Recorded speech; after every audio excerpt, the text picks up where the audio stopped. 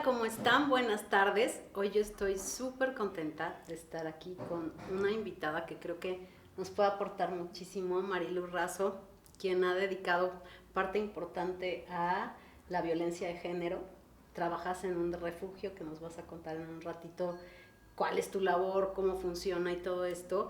Pero me encantaría que empecemos definiendo cómo se crea un ciclo de violencia hacia la mujer o de dónde viene, cuál es la raíz de todo esto. Sí, pues primero muchas gracias por la invitación, Tania. Me da muchísimo gusto platicar de estos temas porque son temas a los que nos enfrentamos todos los días y no sabemos muy bien identificarlos, a veces no nos damos cuenta y están metidos en las relaciones íntimas y cercanas, las más importantes de nuestras vidas, ¿no? Cuando hablamos de violencia de género, justamente de lo que hablamos es de estas acciones y actitudes que lastiman o dañan a la otra persona, no solamente físicamente y en su integridad, sino en su capacidad de desarrollo, de libre desarrollo, ¿no? Y se dice que son de género porque tienen que ver justamente con aquello que se espera de una persona por ser hombre o ser mujer. Esto, ¿de dónde viene? Viene de lo que se conoce como el sistema sexo-género, ¿no? Y eso quiere decir que cuando una persona va a nacer, desde antes de que nazca, se le asignan, a partir de su cuerpo y su biología, se le asignan ciertas características, ¿no? No solamente de gustos y de forma de actuar, sino también de lo que va a querer en la vida, de cómo va a reaccionar, cómo va a amar, cuáles van a ser sus vulnerabilidades. Y eso para las mujeres es de una manera y para los hombres es de otra. Y se espera que en las relaciones se comporten los hombres de una manera y las mujeres de otra manera. Cuando estos roles, mandatos o estereotipos de género cambian o no son como se esperaba, entonces vemos ciertas manifestaciones de violencia que lo que hacen es tratar de regresar a eso que se esperaba de la persona. Eso por una parte. Por otra, mucha de la violencia se ejerce también en razón de género porque se está respondiendo a esos roles, mandatos y estereotipos. Y lo vemos, por ejemplo, en las relaciones de pareja, ¿no? Por mucho tiempo se ha considerado como una característica de prestigio de los hombres que tengan muchas mujeres o que sean muy seductores, que celen a la otra persona, porque eso se considera que es una muestra de amor y de interés, cuando en realidad lo que está detrás es control, ¿no? Para poder como, pues, lograr que la relación mantenga esos roles, estereotipos y mandatos que hacen que las mujeres cumplan ciertas funciones y los hombres otras. La típica frase que me vino ahorita que decías es, me cela porque me quiere, ¿no? Sí. Entonces, si no me cela, no le importo, por ende no me quiere, ¿no? Que es súper equivocado, pero bueno, estamos de pronto educados a este tipo de roles y de cuestiones. Entonces, la violencia viene cuando tú no haces lo que el otro espera que tú hagas. Que hagas porque eres mujer, ¿no? Cómo servir al hombre o cómo cocinar o cómo... Como cocinar, como, por ejemplo, ser responsable de sus emociones y sentimientos, ¿no? O sea, dentro de estos roles, mandatos y estereotipos, el hombre se supone que va a cuidar a la mujer de que nada le pase, que nadie le vaya a hacer daño, y la mujer va a cuidar como el aspecto emocional del hombre, como eso, ¿no? Por ejemplo, que no se altere, que no se moleste, que si va a estar ahí como cachando todos sus estados de ánimo, ¿no? Si le fue mal en el trabajo o quiere ver el fútbol en paz y tranquilidad, que nada lo vaya a alterar. Es decir, hay como una especie de responsabilidad que se asigna a los hombres y otra que se asigna a las mujeres, ¿no? Y ya venimos con esto como supermercado. Venimos con esto supermercado porque son muchas creencias con las que crecemos, que se van transmitiendo de generación en generación y que no nos cuestionamos muchas veces. Por eso decimos que las violencias se han normalizado o naturalizado. ¿Qué es eso? Normalizado es cuando decimos, es que siempre ha sido así, ¿no? Entonces no lo cuestiono, siempre ha sido así y lo sigo repitiendo.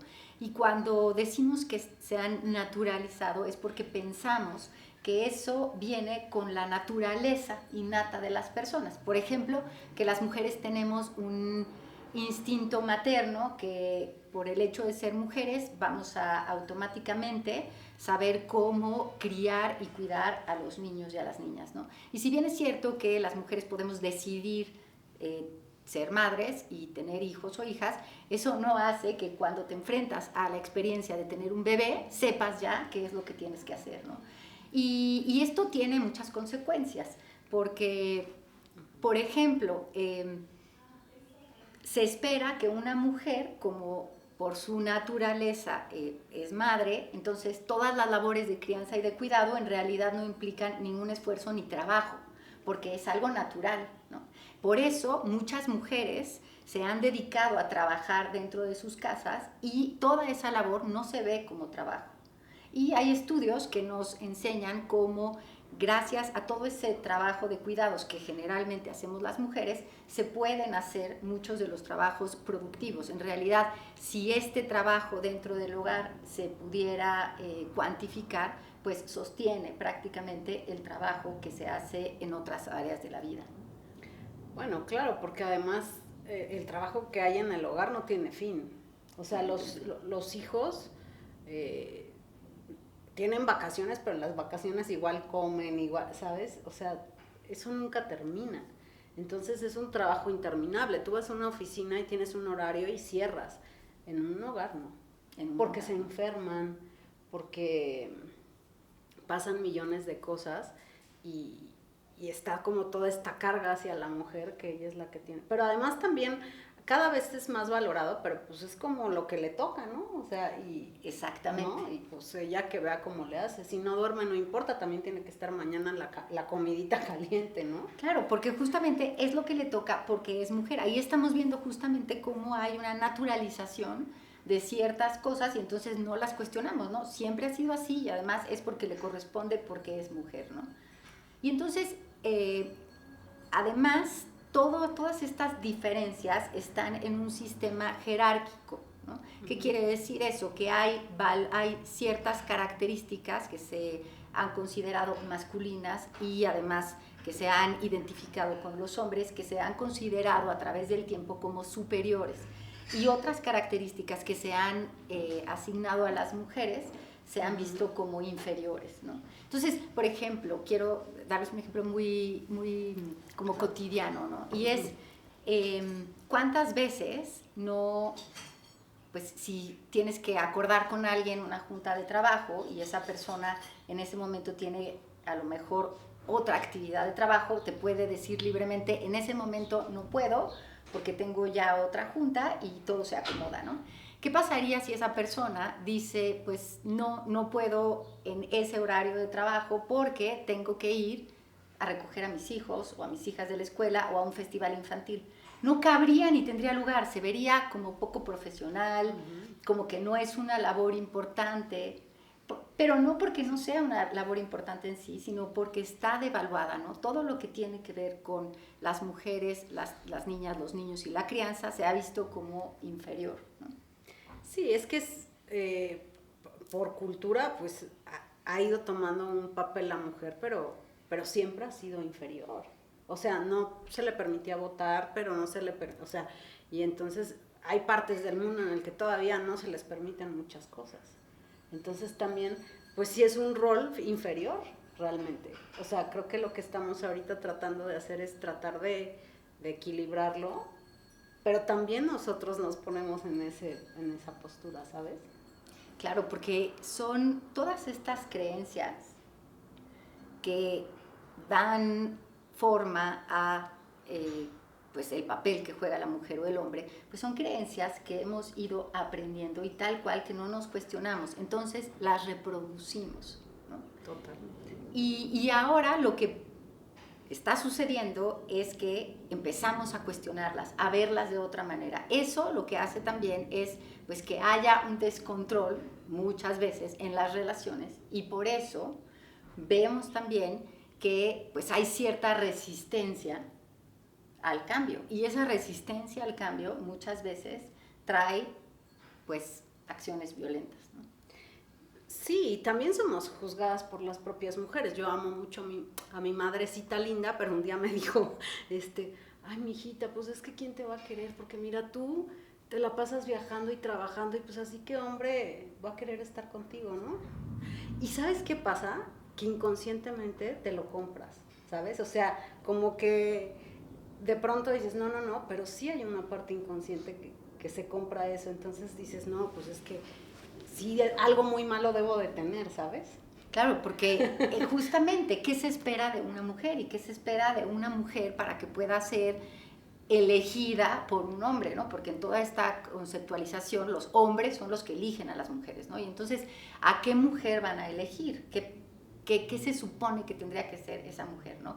Pues dócil, callada, sumisa, que tenga, sí, una vida propia, pero para entretenerse, porque lo más importante va a ser la pareja en el momento en el que tenga la pareja. Y si deciden tener hijos o hijas, pues entonces lo primero van a ser sus hijos o hijas y el marido, ¿no? Y entonces tiene que estar siempre dispuesta, siempre disponible y cumplir los distintos papeles y roles que se le asignan como mujer y como pareja, ¿no? ¿Qué sería eso?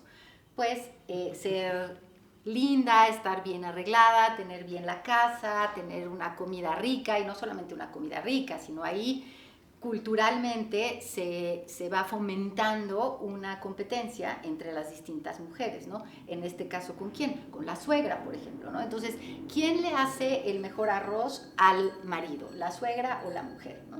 Y entonces entra ahí una rivalidad. No, y cuando te dicen, mi mamá lo hace mejor, qué horror. Pero el horror, ¿por qué es? Porque estamos compitiendo claro, para hacerla elegida. Y no necesariamente esa competencia es natural por ser mujeres, no. Es porque hemos aprendido, nos han enseñado a competir entre nosotras para ser el mejor partido. La más bonita, la más guapa, la más servicial, la que tenga mejor la casa. Y entonces, pues eso se espera de nosotros. Esos son los mandatos de género, esos son los estereotipos y los roles, ¿no? Y justamente vamos creciendo con eso. Hay muchas de esas cosas, además, que tienen implicaciones importantes, ¿no? Por ejemplo, en el noviazgo, ¿no? Todavía por ahí se escucha que a muchas mujeres les dicen, date a desear, ¿no? ¿Qué quiere decir esto de date a desear? Bueno, pues no digas lo que quieres.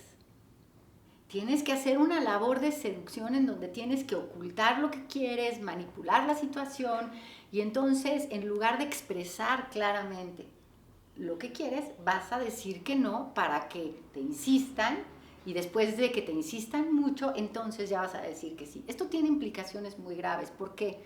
Porque entre otras cosas, ahora muchas mujeres y adolescentes están reivindicando el no, ¿no? En las relaciones sexuales, por ejemplo, en el noviazgo y en la pareja.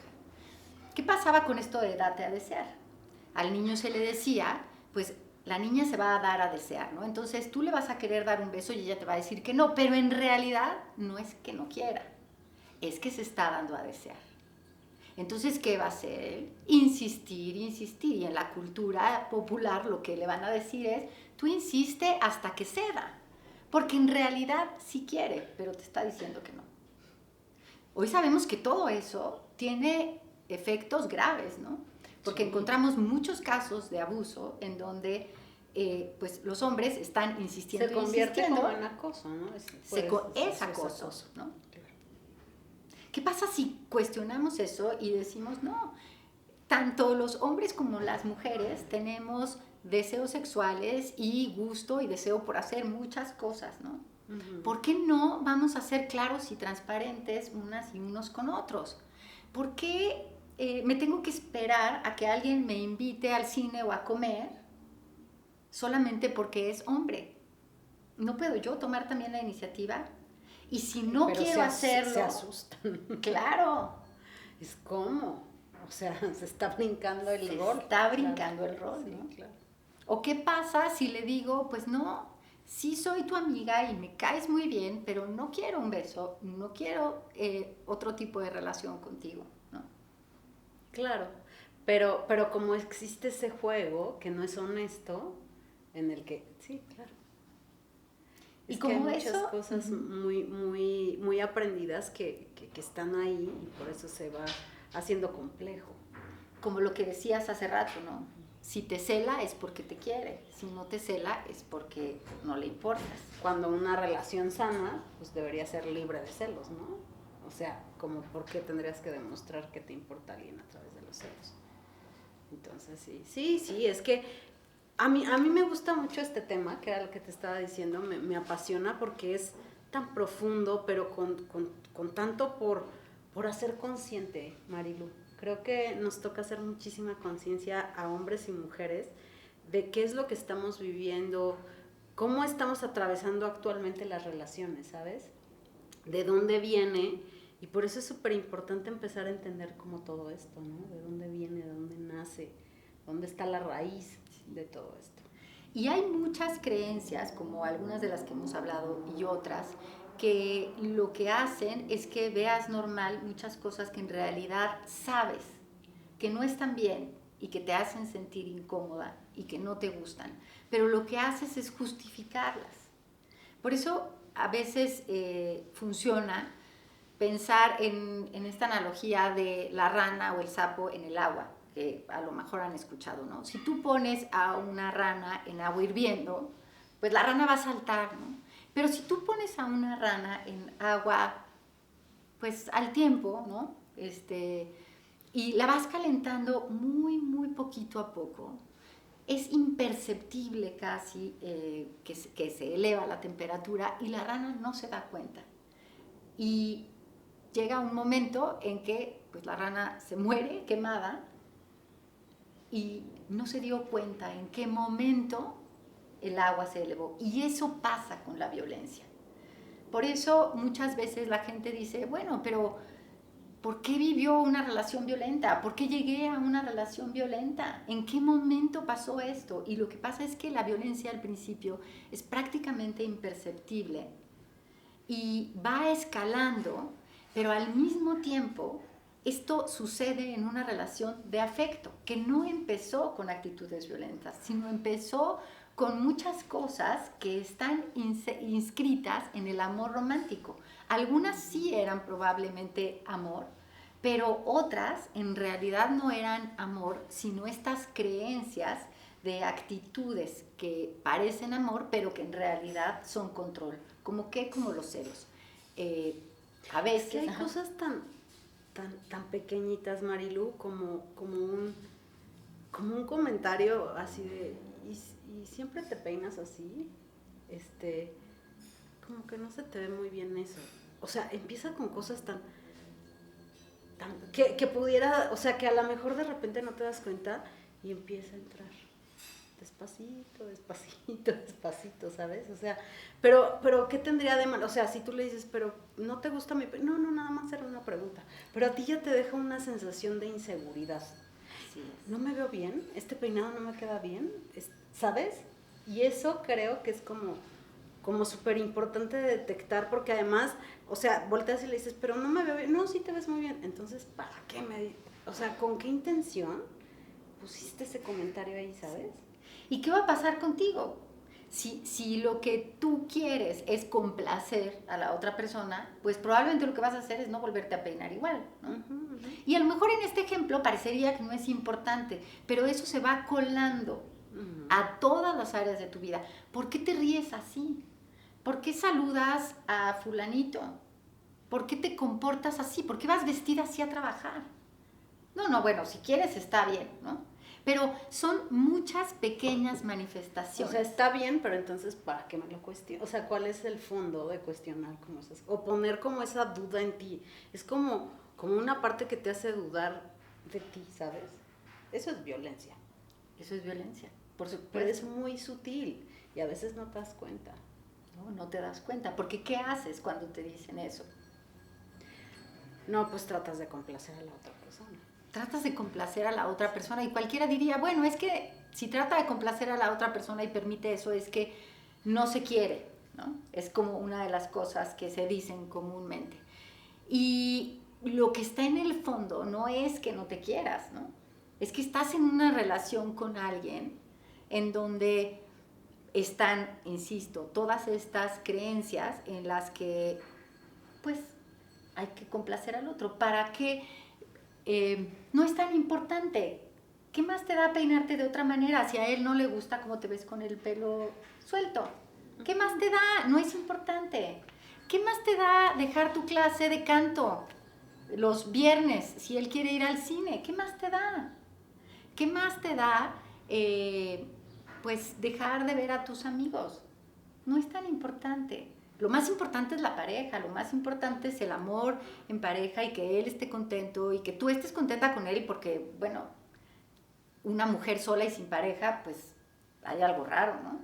Súper raro, ¿no? Entonces, siempre empieza, no, esa edad y sin no, algo muy malo debe de tener, ¿no? O sea, ¿cómo estamos clasificados y acostumbrados a dictaminar lo que la gente no cumple socialmente y entonces algo muy malo tiene esa persona? claro. O qué exigente eres.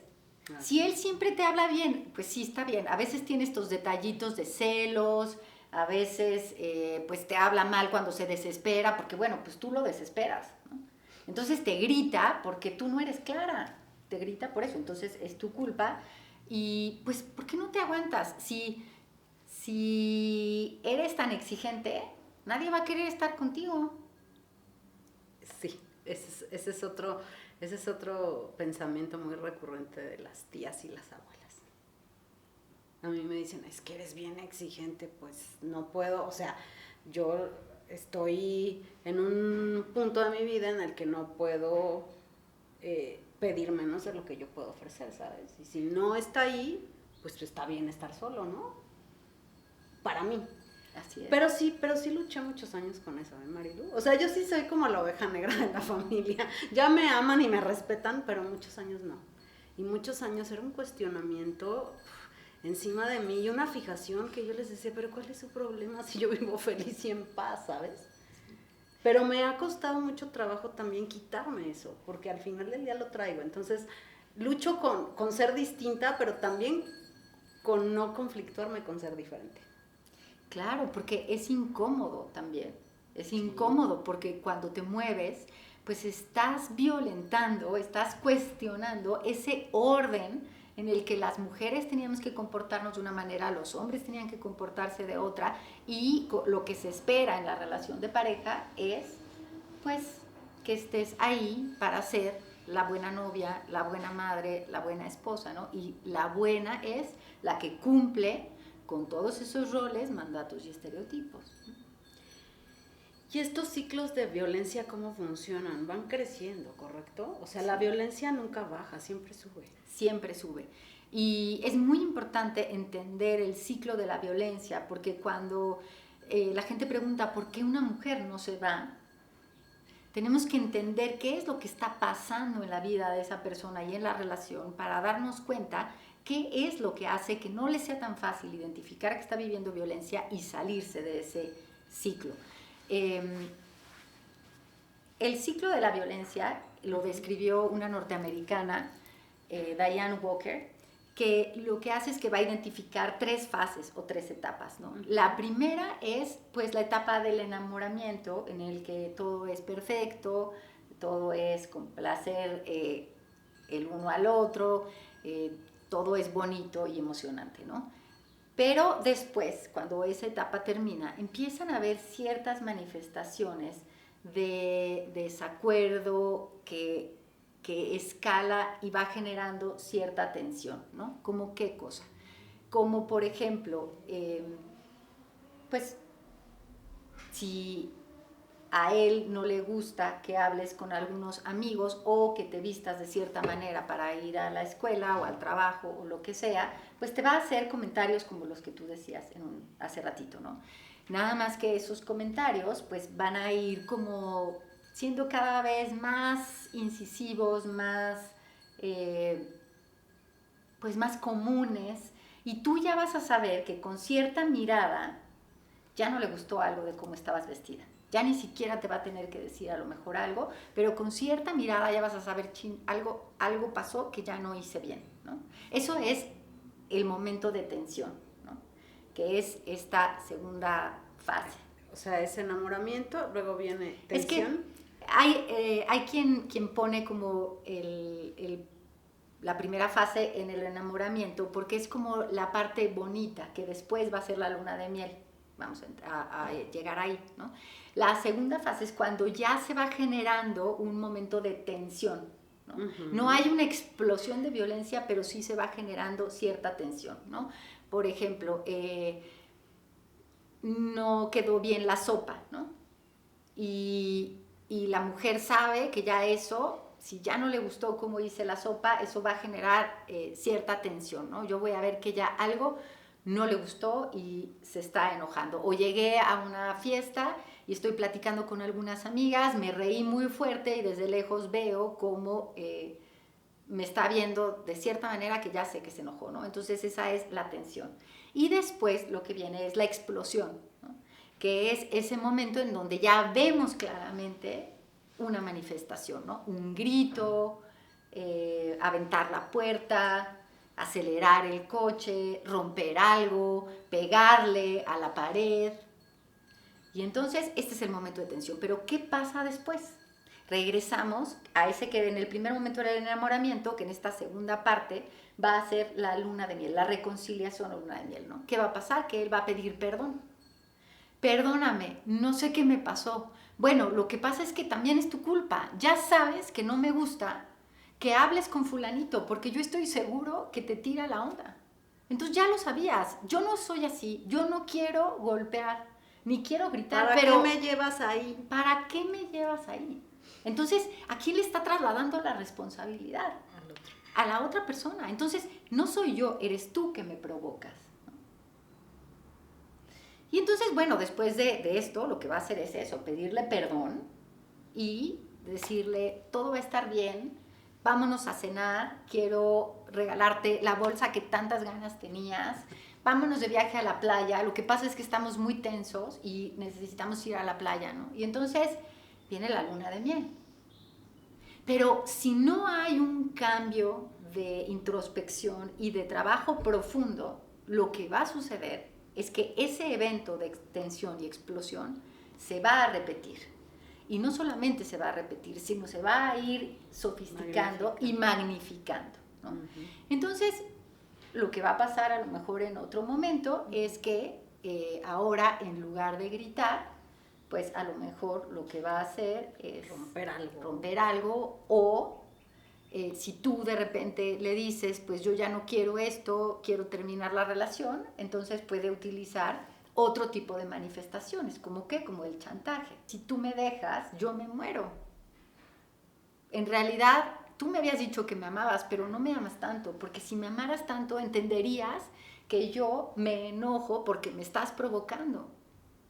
Entonces, de alguna manera, en este ciclo, parte de lo que sucede es que se genera se transfiere la responsabilidad al otro, ¿no? O sea, todas y todos podemos enojarnos. La transferencia de culpa, ¿no? Lo llaman en psicología. Que te transfieren la culpa. Te transfieren la culpa. Y además te la crees. Y tú la asumes. Sí, claro. Porque yo tendría, si yo realmente lo quiero y el amor lo puede todo. Esa frase también es muy recurrida. El amor lo puede todo. Y entonces con eso del amor lo puede todo, todo lo justifica igual. Todo lo justifica. Porque si en realidad me quieres, pues tratarías de cambiar. Si en realidad me quieres, dejarías tu trabajo para que cuando podamos viajar, porque a mí me encanta viajar, pero si tú no puedes viajar cuando yo tengo tiempo, porque tienes trabajo, pues en realidad no me quieres, porque ¿cómo va a ser más importante tu trabajo que poder estar conmigo? Y ahí vamos viendo los distintos tipos de violencia, ¿no? Por ejemplo, si yo te digo, tú tienes un trabajo, ¿no? Y te va súper bien, pero requiere cierto tiempo, ¿no? Y tu pareja le va muy bien también económicamente y entonces pues lo que te va a decir es, ¿para qué trabajas? Si yo te puedo dar todo lo que quieres. En cambio, si estás trabajando, cuando yo te digo que nos vayamos de crucero, No pues estás tú no disponible puedes porque cuando no estás necesito. disponible, ¿no? Si en realidad me quisieras, dejarías tu trabajo, pues yo te lo tengo todo resuelto. Y cualquiera diría, ¿no? Pues qué más da, qué increíble. Te tiene todo resuelto, ¿para qué estás trabajando? Y sería como, wow, el hombre ideal, En ¿no? el estereotipo Sí, claro. es el hombre ideal, pero ¿qué pasa del otro lado, no? Tú empiezas a ceder y dices, ok, mi trabajo por el que tanto luché y me encanta, bueno, pues sí, a lo mejor después regreso, ok, lo voy a dejar, ¿no? Y entonces pierdes autonomía económica, pierdes eso que te daba pasión en la vida, por lo que estudiaste tanto, por lo que luchaste tanto, y vas dejando así un montón de cosas.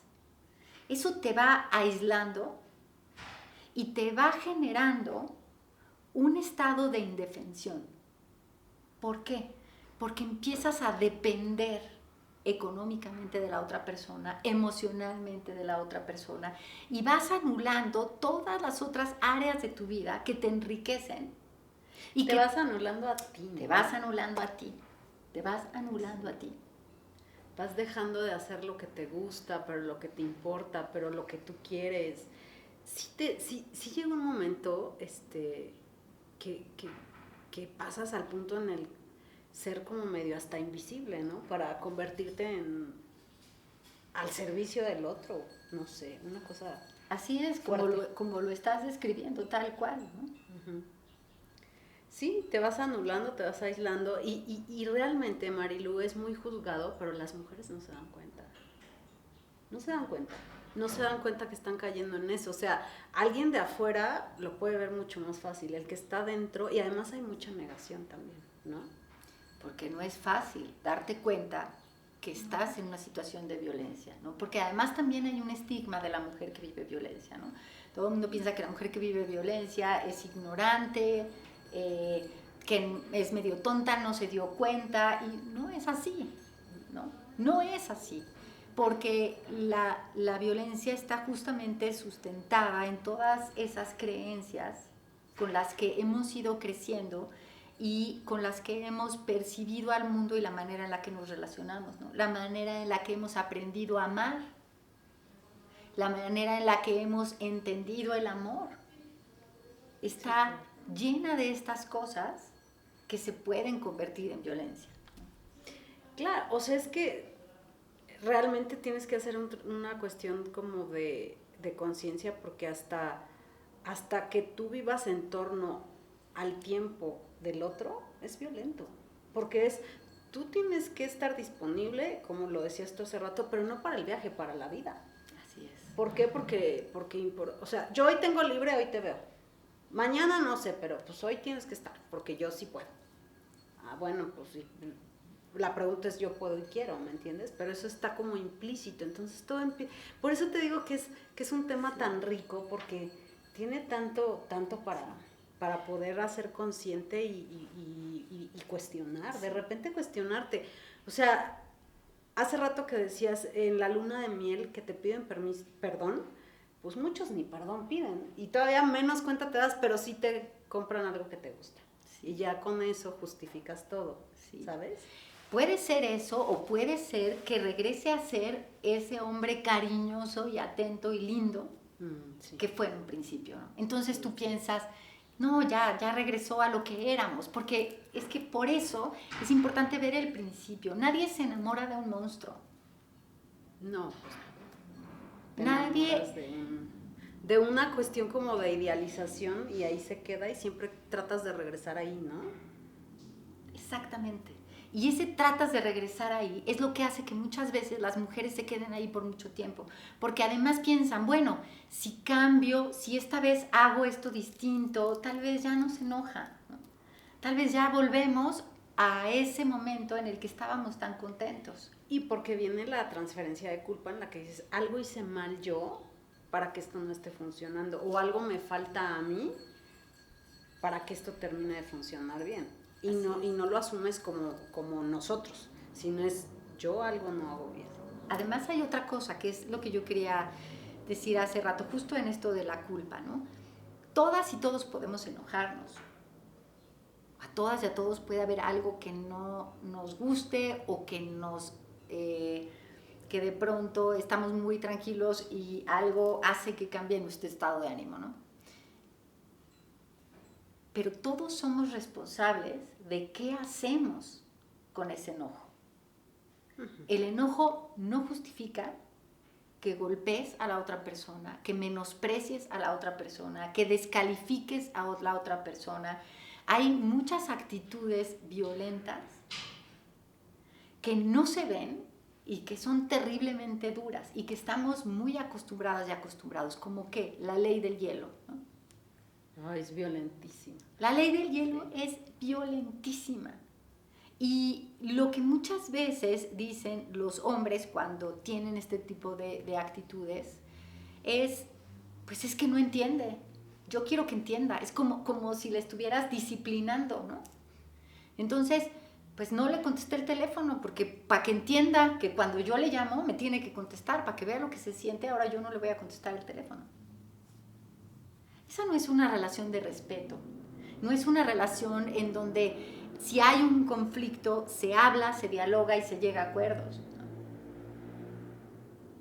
Es que realmente, Marilu, ¿cuántas relaciones funcionan desde ahí? Yo creo que muy pocas, ¿no? Porque vamos funcionando de maneras muy disfuncionales en la vida entera. Entonces, por eso se vuelve muy violento, porque hasta a veces el omitir, o sea, la ley del hielo, pero también, por ejemplo, es, ya no te voy a decir porque pues lo que te digo te ofende, o, ¿sabes? Sí. Puta, no, o sea, ¿cómo si podemos poner puntos en común? Porque si no lo hablamos, o si no lo dialogamos, no vamos a avanzar en esto. Sí. Pero hay personas que te dicen, no, yo no lo voy a hablar. Es violencia también. Claro. O lo que puede ser es, ¿sabes qué? Hoy no, porque no puede ser a lo mejor necesito mi espacio, lo dialogamos otro día, pero que te digan que no, es violencia. Ni siquiera te dejan decir lo que piensas o lo que sientes. Así es. Y bueno, eso tiene que ver también con la manera en la que hemos aprendido a solucionar los conflictos.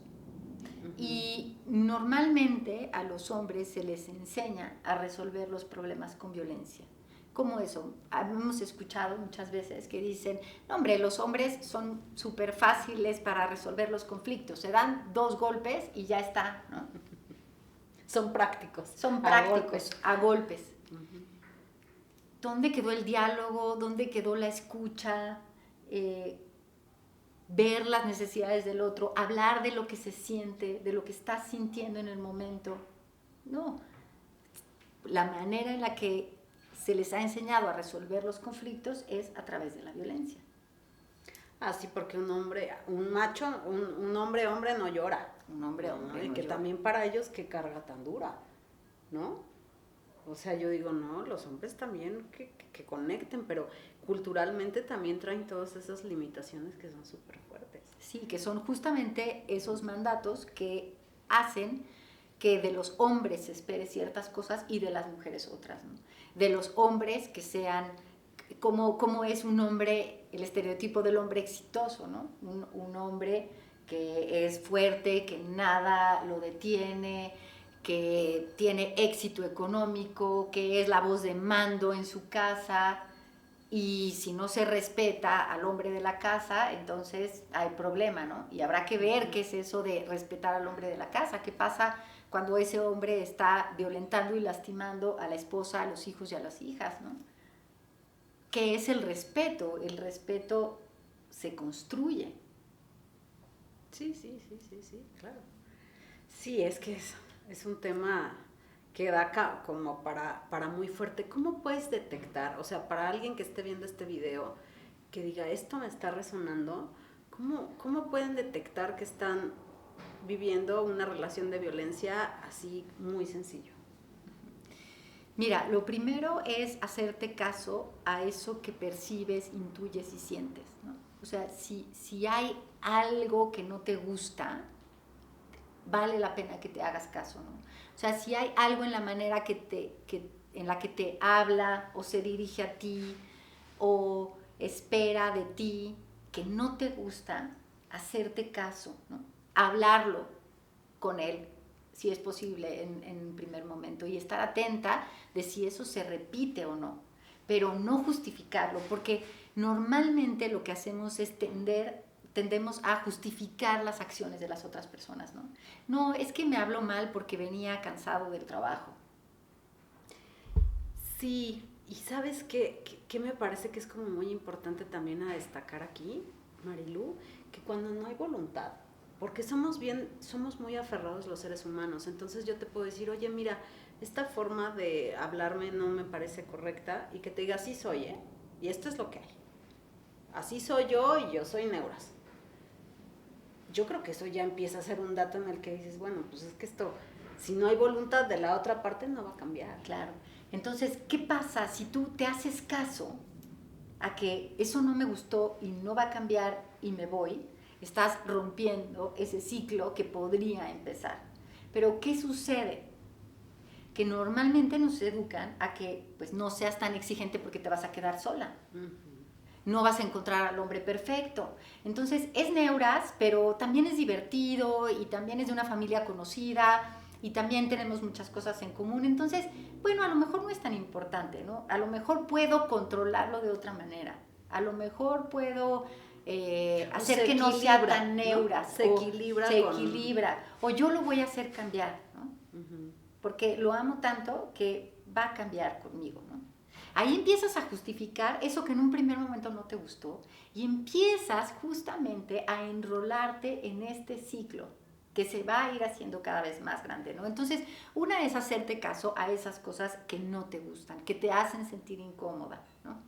La siguiente es cuando te das cuenta que no puedes expresarte en lo que te gusta, como te gusta, que no puedes vestirte como te gusta vestirte, que no puedes reírte, hablar, hacer las cosas que te gustan, cuando te pide que vayas dejando tus gustos o tus actividades por él o por la relación, ahí hay algo que hay que tener cuidado, ¿no? Cuando empiezas a quedarte sin tus amigas y tus amigos, porque ya pasa tanto tiempo que ya no los ves o porque a él no le caen tan bien, y cuando vamos con mis amigas el ambiente se vuelve medio tenso, entonces prefiero ya no ir y te empiezas a quedar aislada, ahí hay un signo importante que hay que hacerse caso, ¿no? Hay algo que no está bien. Sí, es súper interesante y súper común, porque cuando empiezan a pasar estas cosas, hasta hay sensaciones corporales. Hay sensaciones corporales. O sea, tu sí. cuerpito te dice, ¿no? Sí. Algo no está bien, y hazle caso al cuerpo. O sea, el cuerpo te dice, ¿está cómodo o no está cómodo con estas personas, sabes? Y ahí hay que empezar a analizar. ¿A dónde puede acudir una persona que esté detectando que está... Porque creo que lo más importante, pero tú me lo reafirmarás, es pedir ayuda, o que alguien te diga, Sí. ¿sabes qué? O sea, porque tú intuyes que algo no está bien, pero a lo mejor tú no tienes esa claridad. Necesitas que alguien te diga, oye, estás en un ciclo de violencia, estás viviendo esto. Porque además lo que sucede es que te confundes. Muchísimo. Entonces, Sí. no sabes si estás exagerando o en realidad estás viviendo violencia. Por eso es importante pedir ayuda, porque una mirada externa no es que sepa más que tú, es que no está metida en esa relación de doble vínculo de amor y violencia. Y entonces te puede ayudar a darte cuenta de las cosas que estás viviendo y sobre todo a validar lo que estás sintiendo y observando. Y puedes ir encontrando caminos. Entonces sí, lo principal es pedir ayuda, ¿no?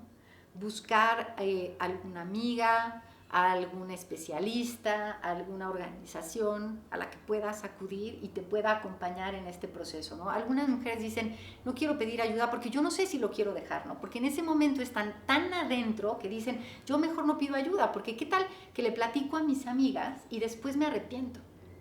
Es muy común y luego se arrepienten. Y se arrepienten porque es un proceso y eso hay que entenderlo. Es un proceso. Entonces, no es que seas tonta, no es que no seas valiente, es que es un proceso. Entonces, aunque hay que pedir ayuda, a veces vale la pena pedir ayuda a una profesionista, porque entonces no es tu amiga, ¿no? Sí, claro. Y la profesionista va a estar ahí, regreses o no regreses las veces que sea necesario, pero es importante estar acompañada de otra persona, ¿no? Tú no te das cuenta porque a veces sucede como esto que llaman el mal de taller, ¿no? Que es cuando los pintores están muy cerca justamente pintando y están en el detalle del cuadro, ¿no? Uh-huh. En ese detalle ven ciertas cosas, pero no ven el panorama completo. ¿Qué necesitan? Alejarse, tomar distancia para ver el panorama completo y entonces tomar decisiones, ¿no? Entonces, sí, pedir ayuda, por supuesto. Claro, porque tú no puedes ver con claridad, o sea, lo que pasa en ese momento es que realmente sí estás muy confundido, ¿no?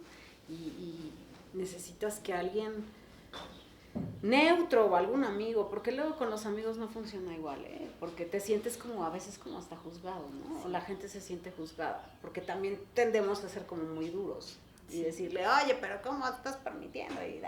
¿No? Y también eso aleja a las personas que de pronto están viviendo violencia a que compartan ciertas cosas, ¿no? Yo lo he visto, lo he atravesado con gente cercana a mí y yo me he vuelto muy suave como para decirles tu proceso, si necesitas algo aquí estoy, no, porque además me ha pasado y seguramente tú lo sabes, Marilu, que luego vienen a mí y me quieren convencer de que la otra persona ya cambió de un día para otro y esa es una pregunta importante para ti. ¿El violentador cambia fácilmente y rápido? No. No. Es que justo acabo de vivir una cosa como muy similar y yo decía, yo no tengo ningún problema, o sea, quien está viviendo mal eres tú, pero pues a mí qué más me da, o sea, esto es como un cuento de hadas, o sea, no es una varita mágica que ya, ay, sí, ya me quiere mucho, ya me da mi lugar, de un día para otro no sucede. No sucede así. Sucede si hay un trabajo comprometido, con voluntad y con trabajo real en sí mismo y con el tiempo, ¿no? O sea, es también un proceso, pero eso normalmente no sucede. Lo que sucede es que la violencia tiende a escalar. Eso que está viviendo probablemente esa persona es la luna de miel, ¿no? Es, otra vez, se pidió perdón, dijo que iba a cambiar, no va a volver a suceder y por un tiempecito eso va a estar como luna de miel. Pero en cualquier momento, cualquier factor va a volver a detonar la violencia. Pero existe también esta creencia de que el amor lo puede todo y el amor lo cambia todo, ¿no? Y tenemos el ejemplo de la Bella y la Bestia. En La Bella y la Bestia lo que ella hace es con todo su amor ser paciente, curarle las heridas y él primero es violento, pero después se va a convertir en el príncipe, ¿no? Entonces lo que hay que hacer en esta creencia es perseverar, ¿no? Sí, porque un día lo puedes lograr. Va a ser el príncipe azul, ¿no? Pero eso en realidad no sucede. Lo que sucede es que la violencia escala y que cada vez es más difícil. Sí, y que hay personas o extremos que están... Digo, a mí me parece que es peligroso en cualquier punto porque la violencia psicológica es fuertísima y lo que ocasiona es muy fuerte. ¿Qué consecuencias tiene la violencia en nuestras vidas?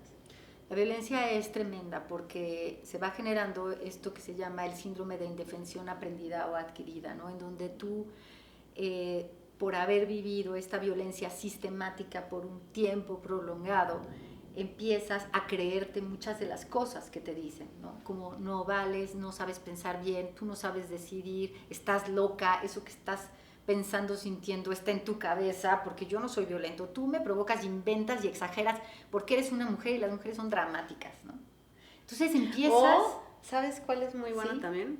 Eres tan sensible. Eres tóxica. Ahora lo que dicen es, eres tóxica, ¿no? Sí.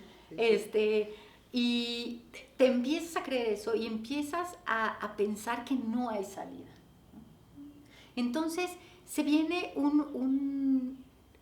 se lastimas tu percepción de ti misma y la percepción de las alternativas que tienes. Piensas que no tienes alternativas, que no vales y bueno, eso puede tener consecuencias en la salud, ¿no? O sea, puede provocarse una depresión profunda en la que verdaderamente pues, es difícil tener la energía, la voluntad y la claridad para tomar decisiones y salir de ahí, ¿no?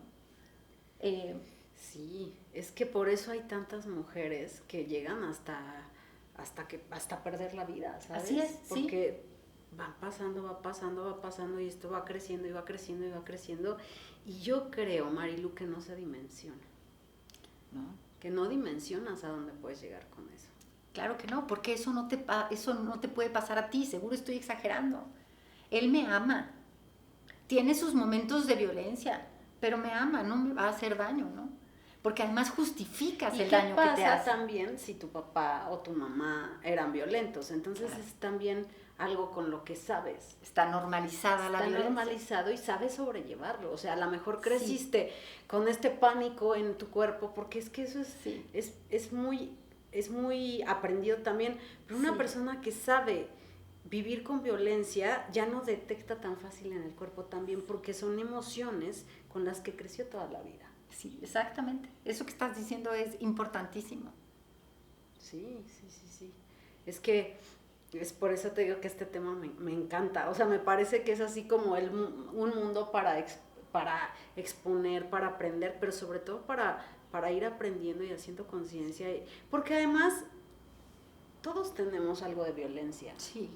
Y todos ejercemos violencia y nos ejercen violencia. Sí. O sea, negarla también es no poderla trabajar, ¿sabes? No, yo no soy violenta. No, sí, tengo mis días violentos, tengo mis actitudes violentas, porque violento es no hablar, como violento es gritar.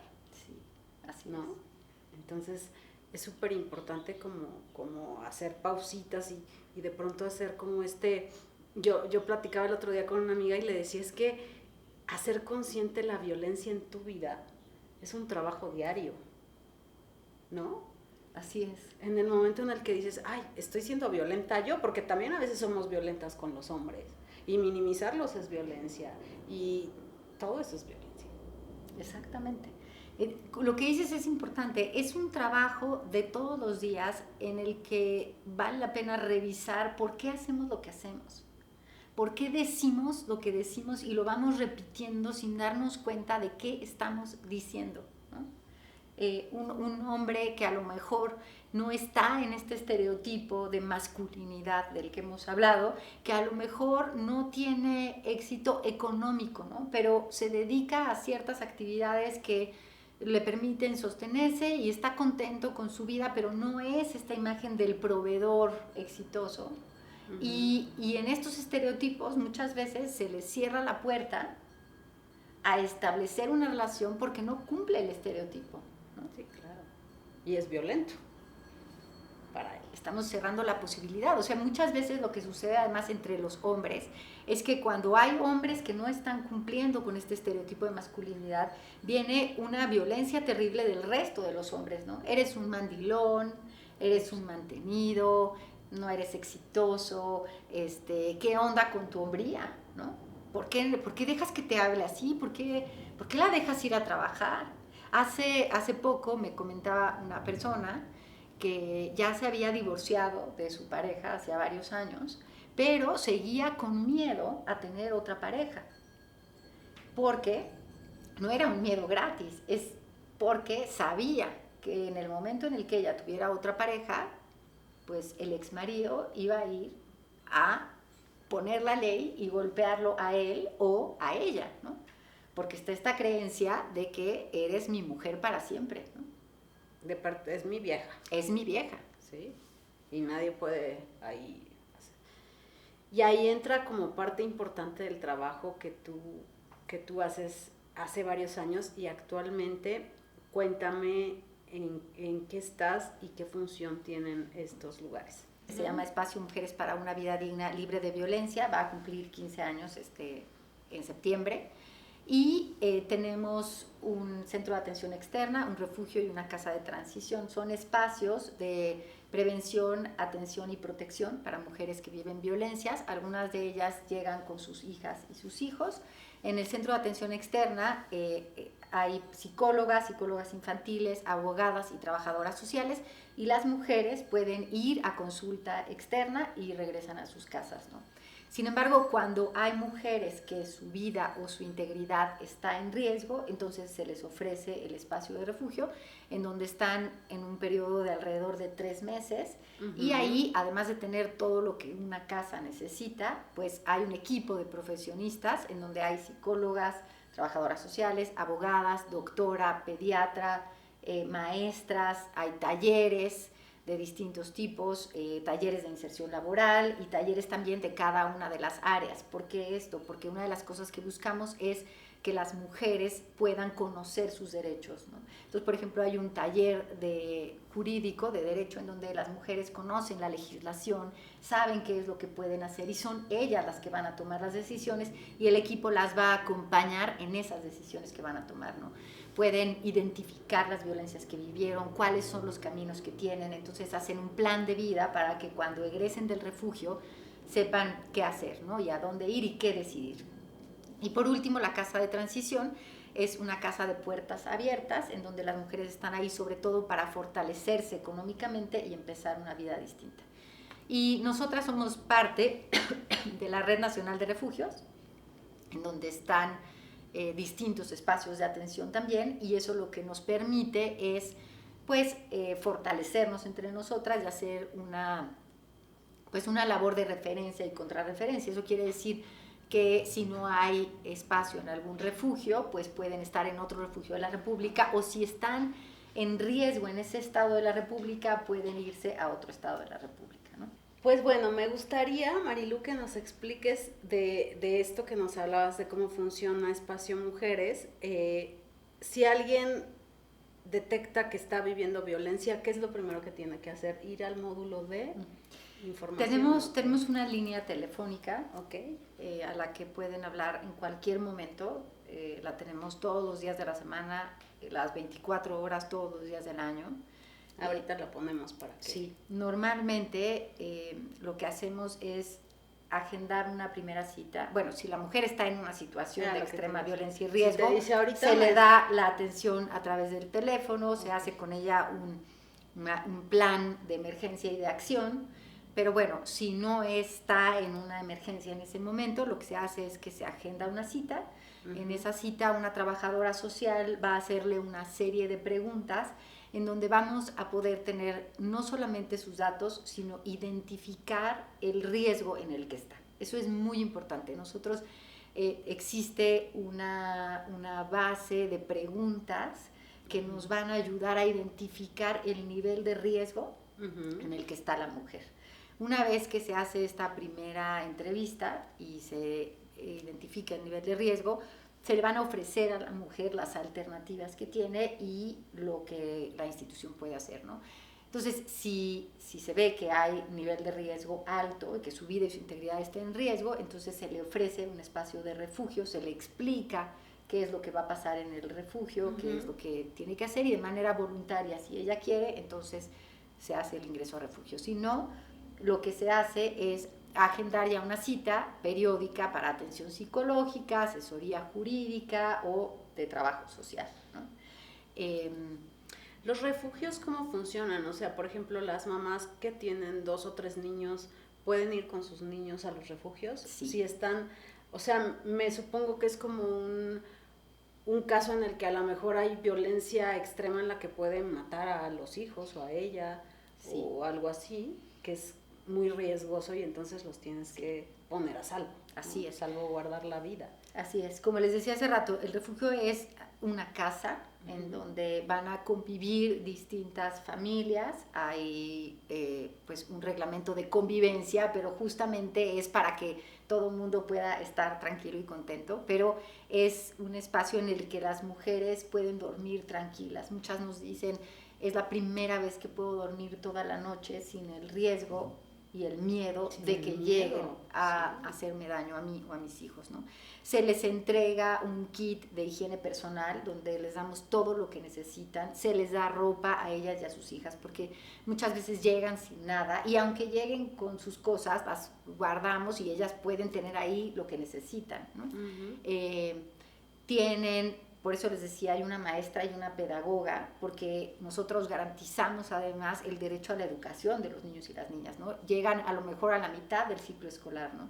Sí. Entonces hay una maestra que va a continuar la educación con ellos, la trabajadora social se pone en contacto con la escuela para que no pierdan el año, hay una doctora que va a ver, va a hacer una revisión y un estudio, porque parte de los efectos de la violencia los podemos ver en la salud, ¿no? Las mujeres llegan con un deterioro de la salud enorme, ¿no?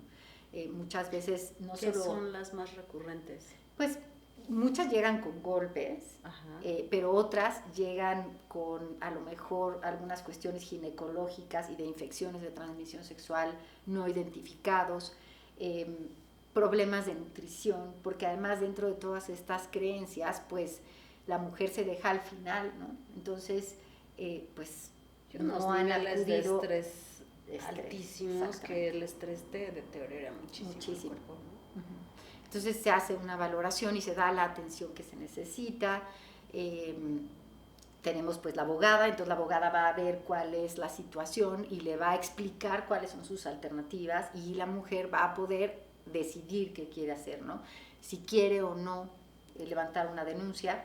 Esa es una de las grandes diferencias con los refugios del gobierno, que nosotras no necesitamos que pongan una denuncia para que puedan ingresar. O sea, nosotras creemos en el dicho de la mujer y solo basta con que pida ayuda para que nosotras podamos acudir y pues explicarle lo que podemos hacer por ella, ¿no? ¿Y qué pasa cuando la familia enloquece? O sea, si esta mujer se aísla, el esposo, el papá o no sé quién sea, saben dónde están, tienen acceso a ustedes. ¿O qué es importantísimo lo que dices. Justo por eso los refugios no se conoce su dirección y ubicación, ¿no? Es confidencial. Tenemos protocolos muy altos de seguridad y por eso trabajamos también en red, ¿no? O sea, a lo mejor una mujer llega a nuestro centro de atención, pero no necesariamente va a estar en nuestro refugio. A lo mejor va a estar en otro espacio de refugio, ¿no? Para garantizar justamente la seguridad. Por eso es un espacio que llamamos de puertas cerradas. Las mujeres salen a ciertas diligencias, por ejemplo, al doctor o a los juzgados o a algunos trámites, pero siempre acompañadas de personal de la organización y en un coche de la organización y con todas las medidas de seguridad. Porque justamente lo que pasa es que las personas que las habían violentado, pues en un primer momento lo que van a hacer es buscarlas, ¿no? Claro, el violentador va a decir, ¿cómo? Se me fue mi juguete o mi artefacto, no sé cómo, o sea, no sé si está bien dicho, pero para mi ellos objeto, eso es, ¿no? Mi objeto, ¿cómo? O sea, es mío, ¿no? Además, ¿cómo se le ocurre dejarme, ¿no? O sea, yo la puedo dejar, pero ella no me puede dejar a mí. Primero la mato. Y ese primero la mato lo vemos en los feminicidios, ¿no? Porque justamente los feminicidios son asesinatos por odio a las mujeres. Y es un mecanismo de control absoluto, ¿no? O sea, si no estás conmigo o no estás como yo quiero que estés conmigo, pues no estás con nadie, ¿no? Sí, eres mío. Por eso te decía, ¿dónde está mi artefacto, mi objeto? Porque es mío y nadie se lo puede llevar. Entonces, qué interesante esto también, porque es importante que sepan que si están en un caso extremo, pueden ir a un lugar donde van a estar a salvo y que no las van a encontrar, porque sí entran en un pánico muy fuerte. O sea, tienen mucho miedo. A veces prefieren que las maten a salir de eso porque creen que no van a sobrevivir o que no tienen como otra forma de vivir, y sí hay. Sí, y por eso es importante que pidan ayuda, ¿no? Porque además no son tontas, ellas saben, o sea, muchas veces se quedan ahí para protegerse.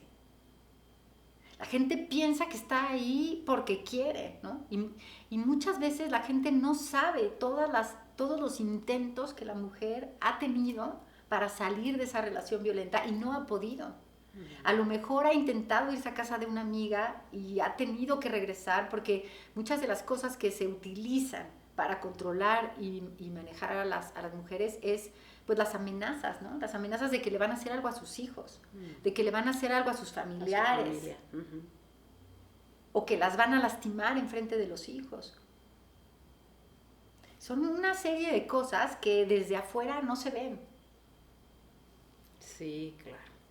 Pues qué buena labor, qué bonito trabajo, Marilú.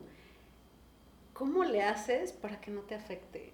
O sea, yo pensaba, yo soy súper ultra sensible y de repente, o sea, para mí sería súper fuerte llegar a un refugio o ver a estas mujeres y no llevarme como ese dolorcito al pecho, ¿sabes? Porque sí te conectas.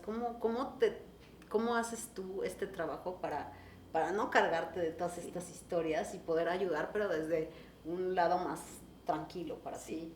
Todas las personas que trabajamos en este tema y que estamos en estas organizaciones, en Espacio Mujeres, trabajan 30 mujeres, 30 personas que no solamente tienen conocimiento en su disciplina, ¿no? En derecho, en psicología, sino que además tienen conocimiento en derechos humanos, en violencia contra las mujeres y que están constantemente actualizándose. Y tenemos un programa muy importante de contención emocional para el equipo de manera conjunta y además de trabajo terapéutico individual, ¿no? Para poder justamente tramitar y pues darle un lugar a todo eso que estamos escuchando, porque no es ajeno a nosotras, además, ¿no? Nosotras también somos mujeres. Así que no es un trabajo ajeno. Y pues lo que tenemos que hacer es eso. Por otro lado, también es muy reconfortante, porque estás en contacto con mujeres muy valientes, porque las mujeres que salen de estos ciclos de violencia son mujeres muy valientes, muy valiosas, muy inteligentes, que todo el tiempo nos están mostrando cómo es posible vivir de otra manera, ¿no? Se vuelve un trabajo en colaboración, un trabajo conjunto, que creo que lo que va haciendo es construir esperanza de que es posible vivir de otra manera, ¿no? Es posible para ellas, es posible para nosotras, y eso pues alienta muchísimo, ¿no? Claro, porque además sí son mujeres tan valientes, porque hay muchas que no lo logran. Y no necesariamente porque no sean valientes, ¿no? Sí, sino porque no pudieron salir de ahí. No pudieron salir de ahí, no tuvieron el apoyo, o simplemente la violencia fue tan alta que no les permitió otra cosa, ¿no? Sí. ¿Qué te lleva a ti dedicarte a esto?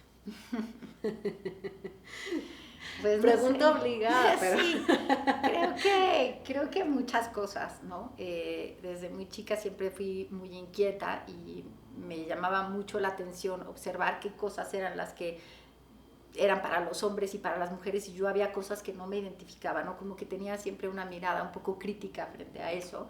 Vengo de una familia también de mujeres que de alguna manera no cumplían como el patrón en algunas cosas, en otras no, como todas, ¿no? Marcela Lagarde siempre dice que somos mujeres sincréticas. Eso es, que hay cosas en las que sí somos, que hemos logrado ya muchas cosas, pero otras en que estamos todavía muy metidas en esta lógica patriarcal, ¿no? Pero después, pues, mi primer trabajo fue con un grupo de mujeres que se dedicaban a la educación en sus comunidades, y empecé a trabajar con ellas, y bueno, al trabajar con ellas hablábamos de cuestiones de educación con niños y niñas, pero lo que pasaba en muchos espacios, ¿no? Salían los temas de violencia, salían una y otra vez los temas de abuso sexual infantil, los temas de violencia contra las mujeres, y pues me fui cada vez involucrando más, ¿no? Empecé a tomar los primeros talleres de género en donde veíamos todos estos roles, mandatos y estereotipos, y lo que me ha pasado desde entonces, y es que cada vez veo más, ¿no? O sea, es como, yo lo veo, es como si me fuera quitando velos, ¿no? Y de pronto veo y veo y veo, y todos los días descubro cosas que yo pensaba que eran normales o que vivía y reproducía como normales, y me voy dando cuenta que pueden ser de otra forma, y que si son de otra manera podemos generar relaciones en donde podamos crecer mucho más libres, ¿no? Claro, que es parte de la conciencia, ¿no? Ir haciendo este trabajo consciente todos los días, de irte preguntando esto está bien, no está bien, por qué me está conflictuando, hacia dónde, cómo. Yo hice este canal y le puse así a intuición, porque creo que muchos años no le hice caso a mi intuición. Y, y el día que la aprendí a conectar y a escuchar, me he dado un salto como cuántico, ¿sabes? Por eso es algo que yo quiero compartir y poner así. ¿Cómo sirve la intuición o cómo utilizar la intuición en la violencia?